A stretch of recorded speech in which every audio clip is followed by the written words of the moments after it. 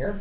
Hello everybody, this is Nick Klosky and I am the co-founder of Honeypoint 3D, and I welcome you to the May 2017 monthly 3D printing and 3D design webinar. Kind of adjust the camera here. I want to thank everybody for attending last month. Unfortunately, the audio wasn't working on the replay recording, so that's why I didn't post that one. But we did some awesome things, and I hope that everybody had a good time. As always, I want to ask everybody who is attending live to feel free to ask questions using the question functionality on this webinar software. I really want to make sure that I answer your questions on 3D printing, 3D design, Meshmixer, Fusion 360, filament, printing, really anything that can help you print better, design more, all of that. I really like to answer people's questions. I have some things that I'm going to be talking about today, but I really want to make sure that if you have questions, I can answer them. The two things that we're going over today for kind of the software stuff is all about 3D scanning. When I talk to people about 3D printing and 3D design, I can certainly sit them down in front of Tinkercad or something like that, and it's pretty easy to pick up, but it still is software, right? You have to learn it, you have to figure out how to combine shapes with other shapes, and 3D scanning is by far the easiest and most rewarding way of getting geometry into the computer. Plus, if you're doing something like organic shapes, like a person, like a face, or really anything that has kind of graceful curves, 3D scanning is really the only way to go. I'm going to be showing two different extremes of the 3D scanning world in this webinar. One side is going to be Autodesk Remake, which is a free service that allows you to use pictures to create 3D models. Essentially pictures from something like a cell phone to create a 3D model. There's a free version and a paid version of that, but it is free. And I'll show you what the free version looks like in just a second. The other side of what we're talking about today is on the high-end side, and I'm going to be giving a little demo of Artec Studio and the Artec scanners, which would be this guy right here. I also have another one over there I can kind of show you later. But these guys are about $20,000 each, and they represent kind of the other side. Now, scanners can go very much more than that, 30, 50, 100,000, very expensive. But the Artec scanners are what we use to do all of the scanning inside of Honeypoint 3D. I wanted to, before we get into any of the software thing, kind of let you know a really awesome thing that just went live today. I am going to be speaking at the San Francisco Bay Area Maker Faire, which is in just a couple days, starting Friday, Saturday, Sunday, May 19, 20, and 21 in the San Mateo Fairgrounds. And Maker Media, the people that put on Maker Faire, have just launched a humble bundle for Maker books. So I want to show you that right now. It'll be going for the next month. I will share my screen right here like this. Let it come out like that. If you go to humblebundle.com, I'll just go to the main page like that. This is where you can buy some things like games, like indie games and all these things, but you can also go up here to book bundles at the top, and you'll see that they have different tiers, $1, $8, and $15 to buy all of these books. Now, these are the digital versions of these books, but for $1 or more, you get Skill School, Zero to Maker, Makerspace Workbench, Make It Glow, and my favorite, the book that we authored, which is Getting Started with 3D Printing. Now, these are the digital ones, but it just went live 3 hours ago, and it's already sold 1,250 bundles sold, which is awesome. And that's just for $1, right? So for $1, you can get the digital version of our book and learn all about 3D printing and all this other cool stuff as well. And edible inventions and food hacks. If you go up to $8, you get everything at the $1 level and everything at the $8 level as well, and there's also a $15. So for $15, you can get all of these books, and part of your donation goes to charity. So you can go send it to Maker Ed or choose your own charity. Really, it's a no-brainer. Even for just $1, you get all of these awesome books in digital form. I really wanted to share that with you, and that just went live today. And let me go back here. And that just went live today.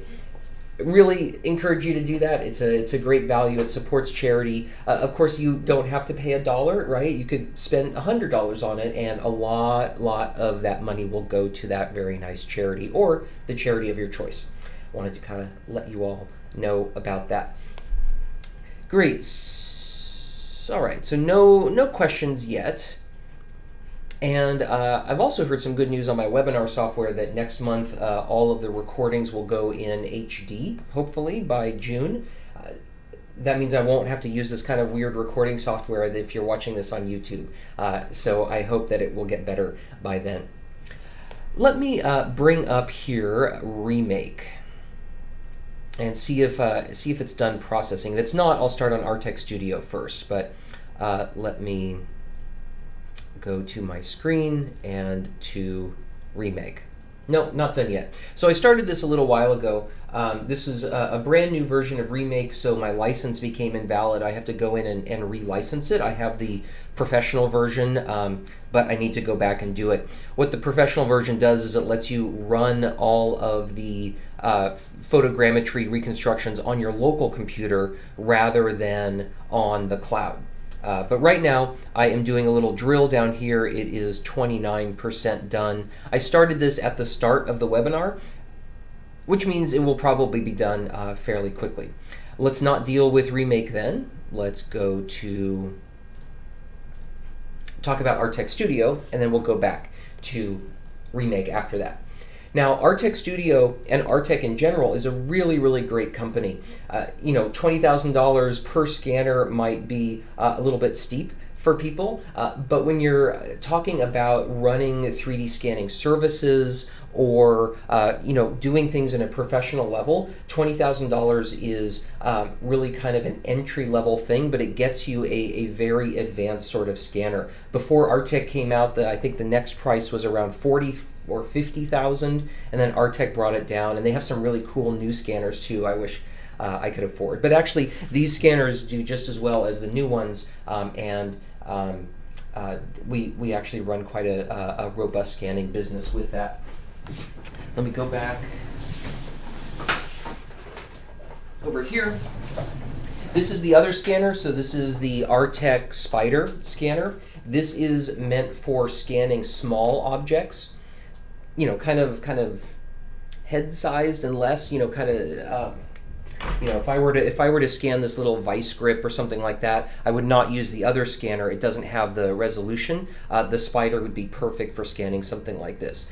This creates models with, at maximum, a 0.1 millimeter resolution accuracy, which means that every dot that is created that gets connected to another dot to create a 3D model is at best 1/10 of a millimeter away from each other, which is really good, except that it creates files that are really large, and my computer can kind of handle it, but they're not probably the best to show on a webinar because the things process a lot longer.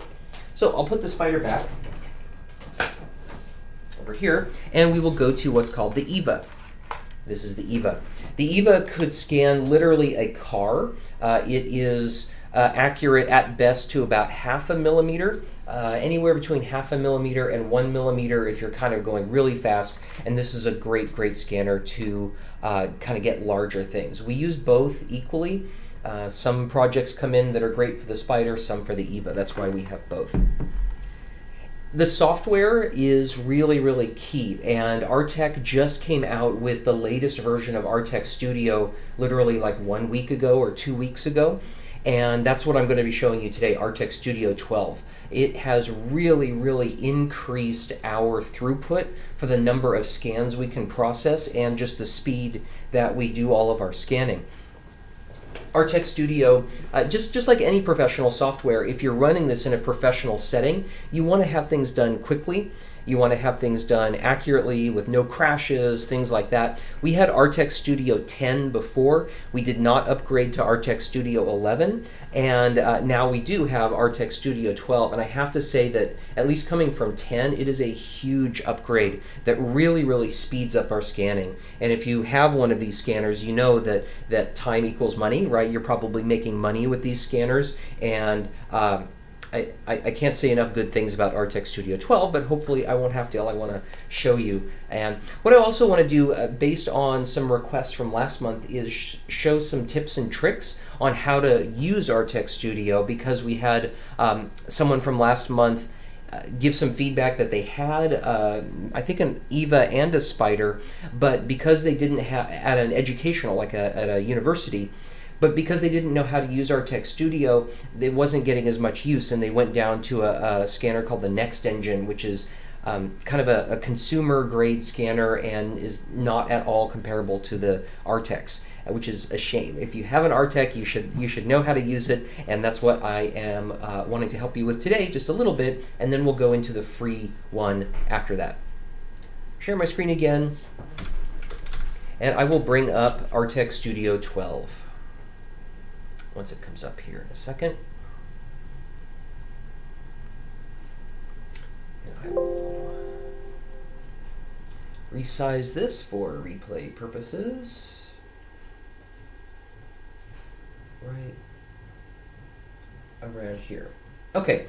Well, you can't see it, but I have a Dremel drill on my desk, and that's what we're going to be scanning. I'm going to click on Scan up here. I'm going to click on Preview. What that does is it starts the scanner kind of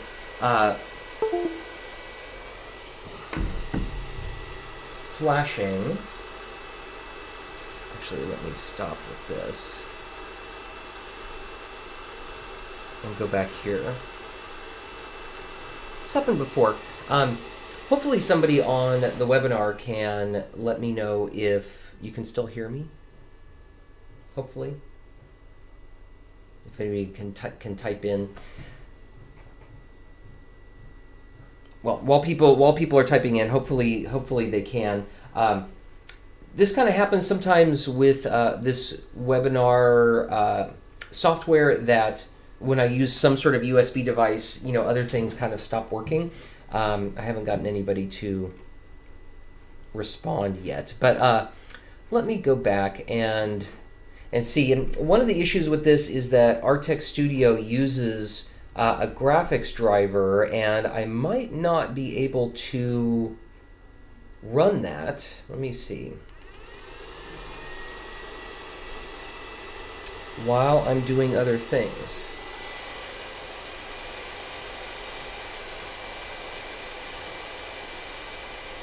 Try something right here. And it looks like,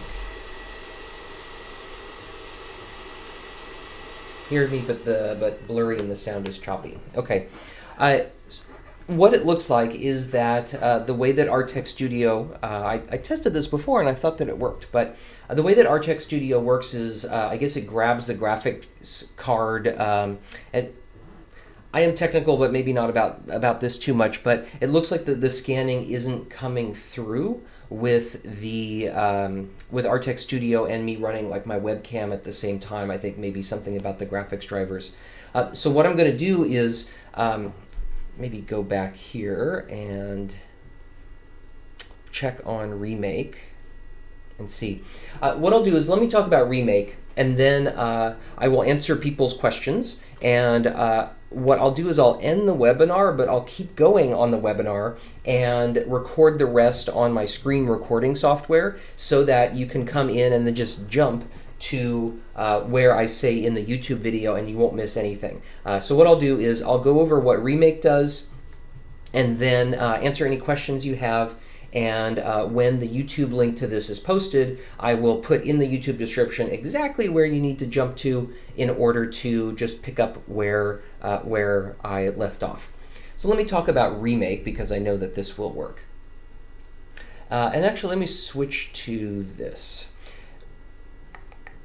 So Remake is based off of photos. This reconstruction isn't done in the background yet, but this is essentially the idea for this. This is you can actually see me in the background taking this. This is a Dremel drill that I am taking from all different vantage points. I'm essentially going around and around and around the drill, taking pictures. These aren't the best ones. I didn't do it the most conscientiously. Some of them are darker than others. You'd really want to make sure that, like in this case, you can see back here that there is a bright light, which will affect my camera exposure. You really want to make sure that they're all the same exposure level, and that you get about a 30-degree overlap between all of the different pictures. Plus, this one's a little bit blurry, things like that. But you see, I can just actually just go back here and show you how many of these pictures I took. I took some from above. You can see kind of these 3/4 ISO views up here, and then I crouched down a little bit more and got them from the side, which you can see here. We'll see if this is good enough. Don't mind these cute little people. We went cherry picking this weekend. I took about, I think it was like 40, 45 photos, something like that. You want to get between 45 and 60. And then I can go into Remake. Yeah, it's still processing. If this were processing on my local computer, because I have a really good local computer, then this would come back a lot more quickly. But let me kind of show you, and in case you didn't know, I can actually download this model that I did of my Thanksgiving table and bring it up in Remake. Photogrammetry is very, very useful because if you are doing something like creating models, let me zoom in here. There we go. So this is my Thanksgiving table that my wife very, very beautifully made last Thanksgiving. And I just went around the table and got some pictures. Now you can see that, I was able to get pretty much everything on the table. But once you zoom in, you notice that it starts to kind of fall apart a little bit, right? So the textures on here are ones that make things look really, really detailed, but without the textures, if you were to look at this in a monochrome way, you'd see that it's kind of blocky. And and things like the glasses and all that didn't come out because they are transparent. But it's a darn sight better than I would be able to do on my own. Now this is a full 3D model. I can export this as an OBJ if I wanted to. Export it like that. Just put it into my downloads folder like that. I can export it. And this is just kind of the low version. And again, advanced export should be unlocked because I do have a license for this, but it's locked now because I didn't refresh it the way that I should have. It exports the model. You can actually do quite a bit inside of Remake itself, but if you want to really get the full effect of that, you would want to bring it into Meshmixer or something like that. So this is exporting. While this is exporting, let me go back here and see if anybody... Yeah, so the question is, Remake is a replacement of 123D Catch. Yes, it is. 123D Catch was end-of-lifed, and it is no longer there, and Remake is the one that is the replacement for that. If you look, all of the things that I had inside of 123D Catch, those... the Thanksgiving table and some other things, those were all, half of those were done in 123D Catch, and they got kind of migrated over into Remake. Remake has a free version and a paid version. The paid version allows you to upload more photos, quite a bit more, I think maybe 3-4 times more.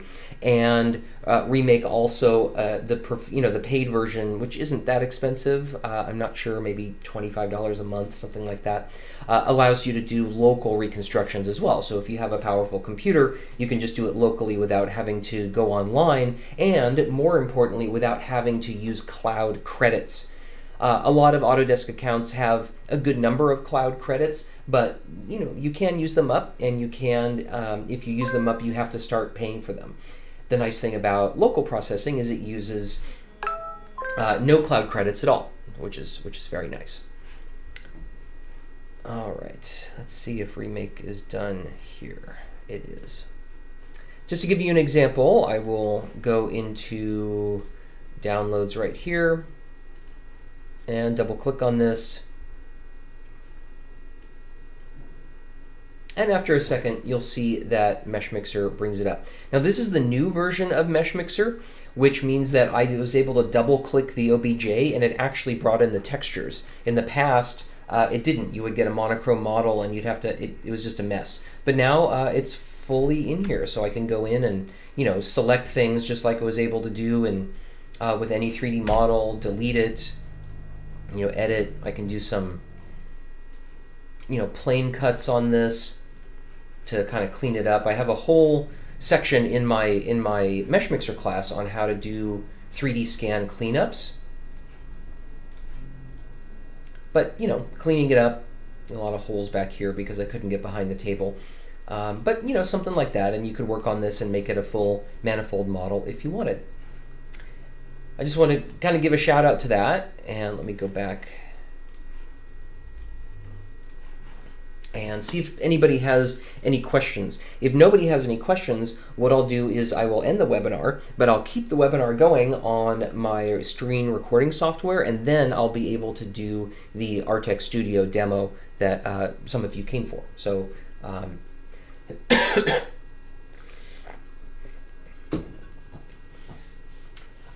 yeah, so the question is I guess the question is, Remake suitable for objects with dimensions 3 by 3 by 3 inches? It depends on the camera that you use to take the objects. When you upload all of the objects into Remake, it's just getting processed in the cloud, right? If you have, you know, something like this and taking it from all different angles, it starts to work out all of the angles, and I don't think that your object is correctly dimensioned in the 3D model.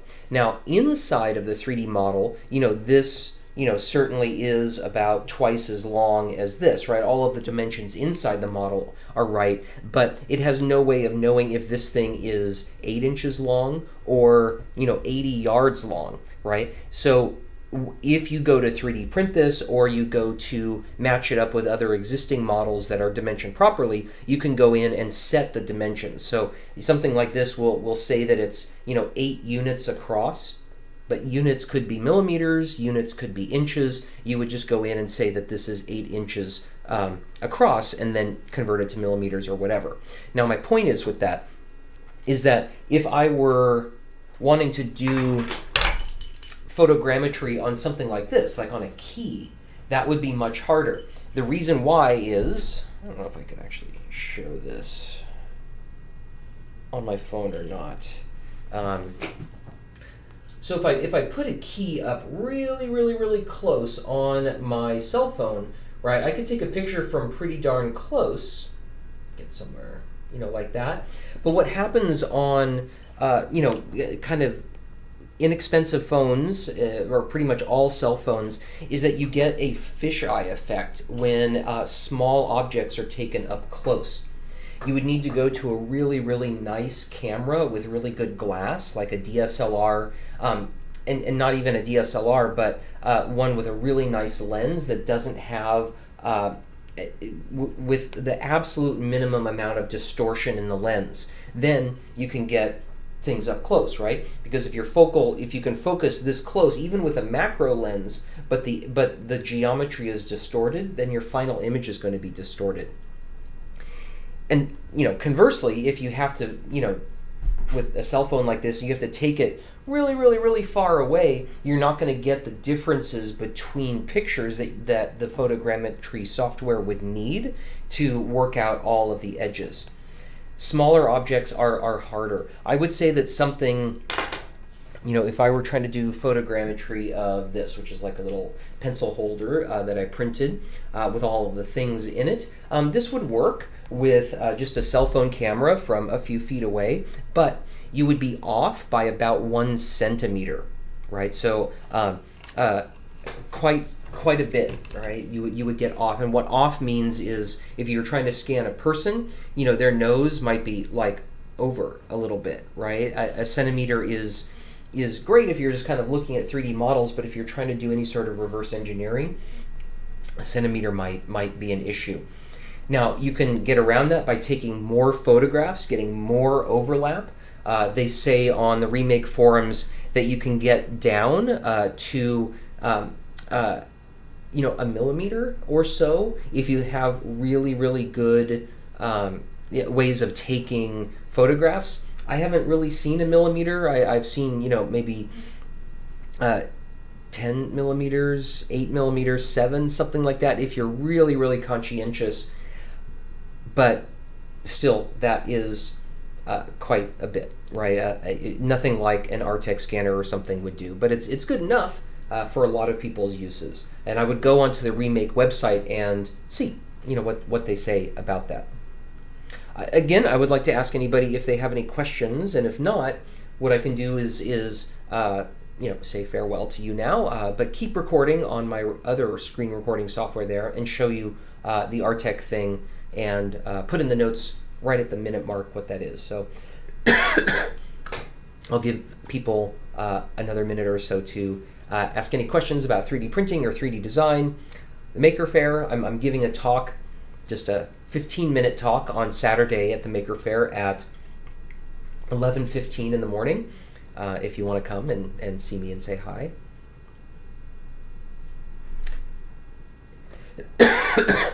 And I am not entirely sure why the video went out. But hopefully people can still hear me. If not, then I will say adieu and I will keep recording and I'll see you on YouTube. Thanks so much for the live people, and I will continue on the recording.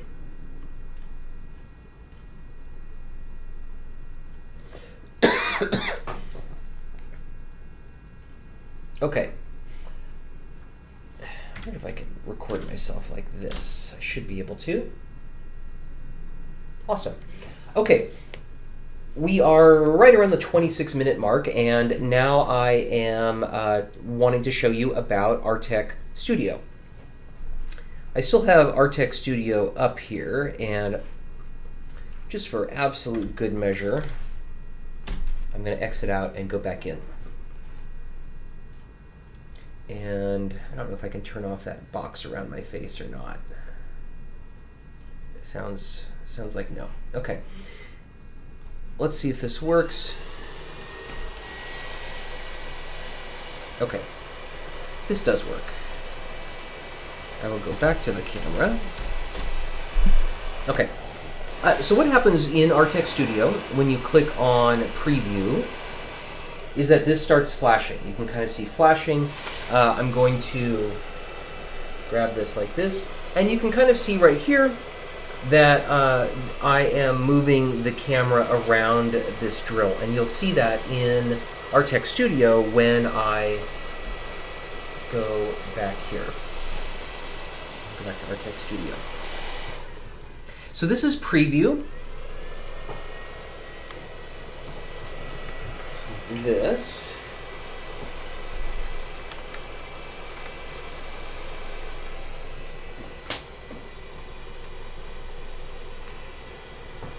And for some reason it's not. Oh, I think it's because of the camera. There you go. Now with the camera turned off, it'll actually work. So this is very nice. Artec Studio allows you to scan the base that it's on, and then I move over to the object and I start scanning. And I look and I see that this is actually pretty bright. I'm going to turn down the texture brightness. That is a lot more realistic. And I'm recording. And I'm just going to go very, very fast around this on both sides. Like that. And I want to make sure that I get the back. And you can see this kind of graph on the left-hand side. I want those green bars right to be in the middle. That's like the perfect distance for the Artec EVA to work. I'm going to press the stop button. My textures are mapped. Now I'm going to turn over the drill like this, and you can see in a moment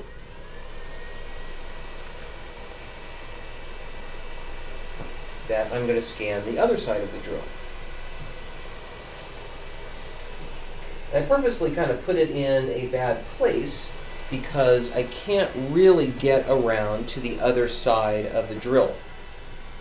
And one of the best practices with scanning is you want to have overlap. You want to have a way of going from one side to the other, which is what this scan is going to be. So what this scan does is I am getting one side, which has kind of a label on it, and now I'm going to go to the other side, which has the brand label on it, and that is my overlap scan. I can use this one scan as the basis for aligning all of the other scans. And in fact, what I'm going to do here is, instead of say EVA scan, I'm going to say rename, and I'm going to say this is my bridge scan. Just so that I know later that this is like the really critical one. I wasn't able to scan behind it, so I just turned the drill 180 degrees, and I'm going to scan it again. And you kind of want to go down and up to make sure that you get scanning from different angles. And you see there's kind of a gap at the bottom. I want to go down a little bit more face on, and then it gets that gap.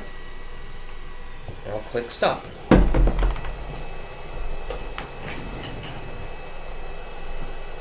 And this one was also kind of a bridge scan as well.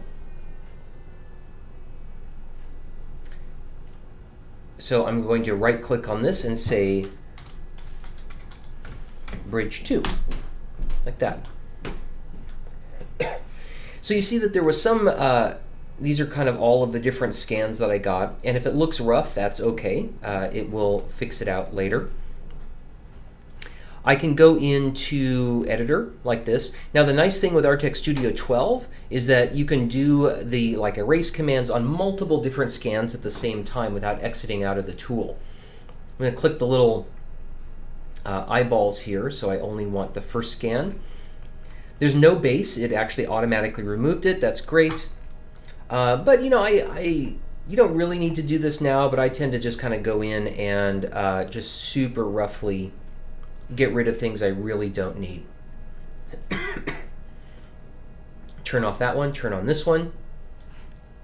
Again, super rough, get rid of the things I don't need. Great. Again, do the same thing here. You don't really need to do this. Like that. Excuse me. This one, the base was not removed automatically. That's great. We go to base selection here. I'm going to hold down the control key, which is how you do any sort of selection. Make my selection, and then just kind of click a little bit holding down the control key. Artec will now select the base. I say erase. 2D selection, again, I'm holding down control and my mouse wheel can make this kind of selection thing bigger. And just to make it kind of easy, I'm going to remove very roughly the things that I don't want. You don't really need to do this now, but it makes it sometimes a little bit more helpful. All right, and we say close. Turn on my little eyeballs here and say align. Now it says, you know, the blue ones on the left here are what are called registered, which means they're not going to move. I've locked them down. They're ones that I've essentially locked. I don't really want to do that one. I want to lock my first bridge. So I'm going to right click and say mark as registered.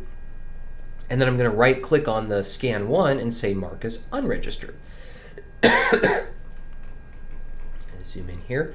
Now as I hold down the shift button, I can move the unregistered one around and try to see how to align it. I can kind of say, yeah, I kind of see a Dremel here. I think that is the right side. And I'm just going to go click. Those two match up. Those two match up.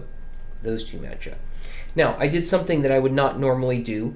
When it's trying to align, this will align pretty well, but these are all in a straight line. So if it's trying to work out the geometry it would rotate on this axis and sometimes give you a bad result. You want to try to do things that are off a bit. So like, I don't see any blue button right here, but I'm going to kind of vaguely guess that there's something right here and right here. And now you see that we have a little bit of triangulation going on. I'm going to say enable texture alignment because that might help, but sometimes this actually makes it fail, and you might not want to try it. Let's see if this works. It did. Went in, it looks pretty good. Let me try to get my other bridge in there. I look at that, no, that label's wrong, so let's turn it around. And again, I'm holding down the shift to move the unregistered one. And I kind of move it around, and I go, oh yeah, okay, so that corner is there. I can get a lot better triangulation on this one because the area of this is very well defined. And then I'm going to maybe put one point way up here just to help it. Align, boom. And then one last one. What does that look like? That looks like the label right there. White blotch, orange blotch, orange blotch, something on the handle, something on the handle, and then, let's go something over here to give it some triangulation and see if this works. Aha, it did. Great. Now we have all of these. We go back into tools. These are all aligned. These all have pretty good errors. Lack of errors, or essentially resolution. 0.5, 0.5, 0.5, 0.7. Now, if you get something like 0.9, 1, 2, 3, there are some errors, or Artec Studio is not in quite trusting the quality of those scans. If you have high numbers in here, you can actually double click on these scans and then sort by max error. So I'm going to click on it again. Aha, there was a whole bunch of 0.7s in here before we get down to the 0.5, right? So there's some 0.5s and 0.4s, but a whole bunch of 0.7s. If I wanted to delete any of these, I could just shift click on them or whatever and right click and say delete. But in this case, there's a lot of 0.7s. I might be kind of posing this entire scan. Let's double click on the 0.5. All of these are 0.5 with some 0.4s. I'd say that's pretty good. But if you get really high numbers like 1 or 2, something like that, you can double click on these and select any of these and delete them. And if in this example, if there was just one 0.9 in here and everything else was 0.7, I could just delete that single 0.9 and then it would drop down to just a 0.7, which is pretty cool. But anyway, they're all aligned. I'm going to say global registration. Artec Studio 12 is actually really, really quick at this, and I'm very, very happy. You can see the scroll bar down here. Going through. There we go. Global registration is done. And actually, what I also want to do is I'm going to switch over here to points and solid. I just like those little dots better. It just kind of tells me more information of where I have things rather than what it was before. Now I'm going to go down to the next thing, outlier removals. You can see that there's some little fuzziness like around here on the outside, all of that. Outlier removal will remove those dots the best it can. So see, it removed all of those ones down here. We still have some little outliers in here. If I really, really cared about this scan, what I would now do before I made a 3D model is I would go back into the editor to the eraser. And remember, this works a lot better if you're on points and solid. And I can kind of zoom in here and I can say, oh yeah, those are just not right. I'm gonna hold down Control, select those and say erase. That's a little bit nicer in there. A little bit fuzzy there, fuzzy there. But I can also see that I have this huge gaping hole inside of here.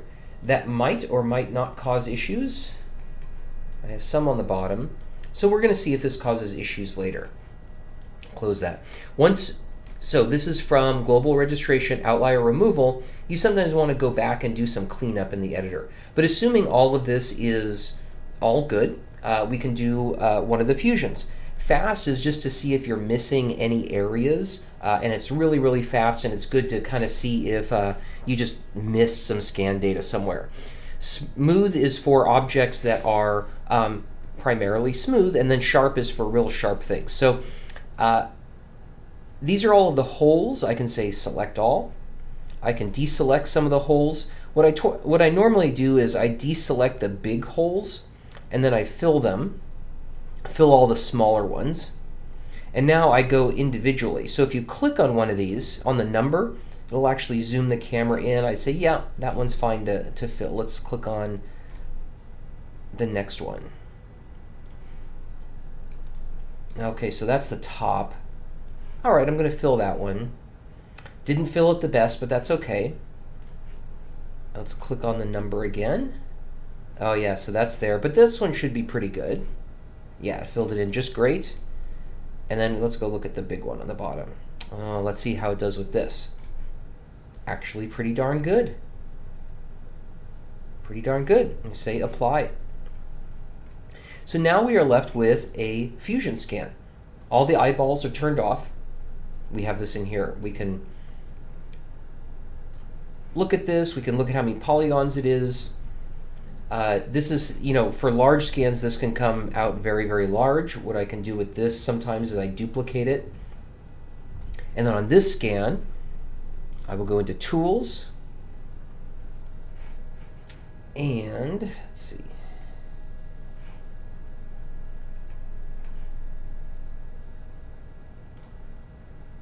Oops, like that. I will go into Tools and I'll say, I really only need this to be 600,000 polygons, and I click Apply.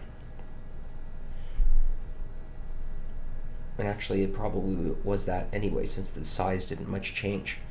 But this is great, right? So I can go in. Let me actually export this because I want to show. I can export a mesh as a drill, as an STL. And the drill is exported. I can now go into texture.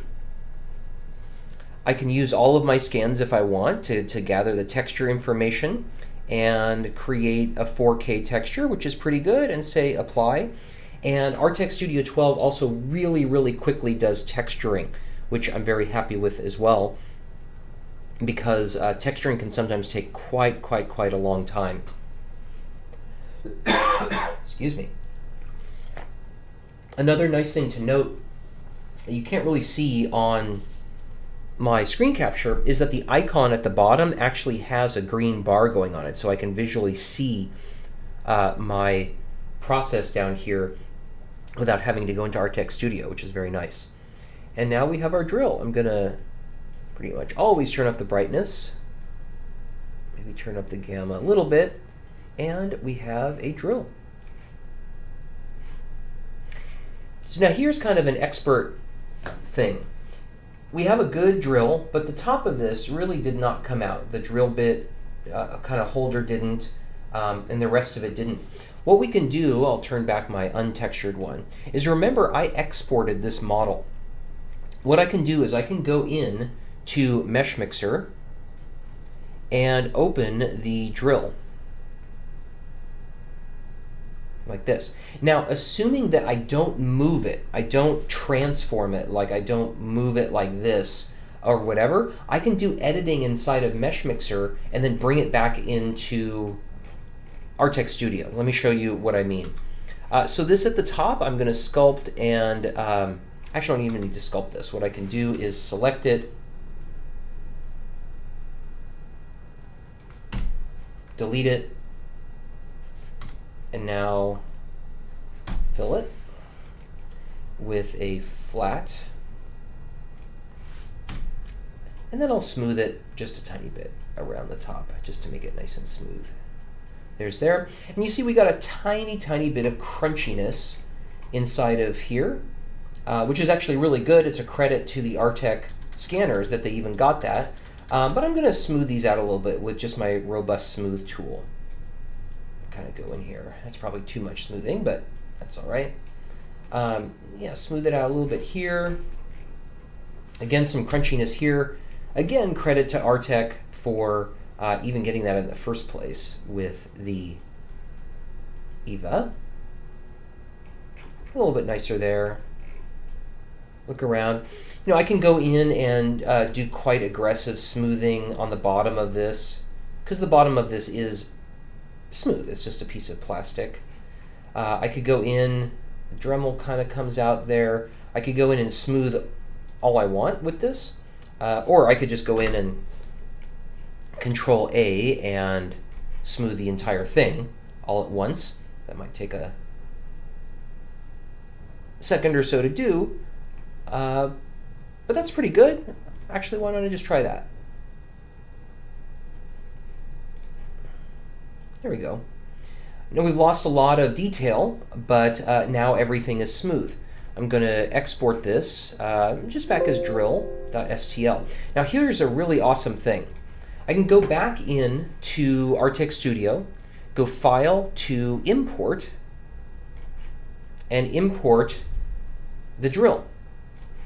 And now you can see kind of a, they're overlaid on each other. I didn't move it around, but my new drill, which is in kind of this pink color or salmon color, doesn't have the top that the other one did, and it's different, right? You can see some overlapping here because it's been smoothed.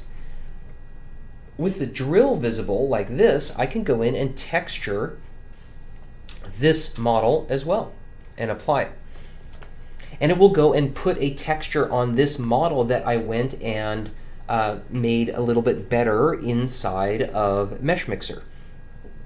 This will take just a second to come back, but I use this actually quite a bit. There are tools inside of Artec Studio that allow you to do some editing, and like the defeature brush and smoothing tools, but Meshmixer is, by far just, quite a bit more advanced than Artec Studio is, because Meshmixer is a devoted 3D manipulation program. Artec Studio gives you some options, but it's mainly about scanning and post-processing scans. So now I'll turn the brightness up on this and the gamma up a bit and apply. And now we have two models, right? So the top of this, it didn't really know Artec Studio where to put the texture on this, but that's okay. But we have a model that is really, really nice. It's a lot more smooth if we look at, I believe it was this one, and kind of look, there's a bumpiness to it. The texture is kind of bumpy, whereas this one, the texture is a little bit more blurry, right? Because the surface is a little bit more smoother, but it looks just like a more clean model, right? A lot just more smoothie, all of that. And then you can export this with textures. If you just say export meshes as OBJ, that's a very important. Drill, text, like that. Export in PNG, awesome. I can go and import this one. And we have a beautiful drill in Meshmixer. The same model that we had before, but now it is fully textured. We can see the texture map, where it's wrapped around, things like that. And all of that. Now, hopefully, let's see if this will work. Hopefully, that gives you a kind of a good overview of Artec Studio 12, at least for those of you out there who might have an Artec scanner at an educational institution or whatever, and you don't use it that much. It really is not that hard to do. Just the really critical thing when you're doing scanning is to make the alignment happen as easily as possible. For something like this, you might think, oh, I'm just going to scan one half and scan the other half. It really isn't with any of these scanners. With the Next Engine and all of that, there's a reason why the consumer scanners put things on a turntable. It's because you get a scan that has overlaps in it, or a scan all the way around, right? With the EVA, or even with the Spider, you want to make sure that you have that overlap scan. I know that this drill is going to lay on this side, and then it's going to lay on this side kind of naturally. But if I do that, I have no overlap because I'm just scanning the top of it I'm scanning the bottom, and my only overlap is maybe this little blue thing here. That's not good. That's why I stood it up and did kind of an around scan as my bridge scan. I could even throw that bridge scan away. I might not even need it if I got a really good side scan and a really good side scan. The bridge scan is there just to align the two sides together, and then you could turn off that scan if you wanted, the bridge scan. I've done that as well. Hopefully that gives a good overview of Artec Studio 12. For any of the professional users out there who are watching this on replay, it really is a very worthwhile upgrade. We have some other people that we know that have Artec Studio 11, and it's even a really good upgrade from that. The speed at which you can process scans is by far the most critical thing for us. The EVA runs at much higher, not much, but a significantly higher frame rate that allows us to get the scans faster, and then the post-processing really does pay for itself because time is money with these advanced tools. So hopefully this helps people understand kind of one side, which is Remake, the other side, which is Artec Studio, and I'd be glad to answer any questions you have on email about what to use scanning for and all of that. Again, this is Nick Kloski with Honeypoint 3D signing out, and I will see you in June. Thank you, and bye-bye.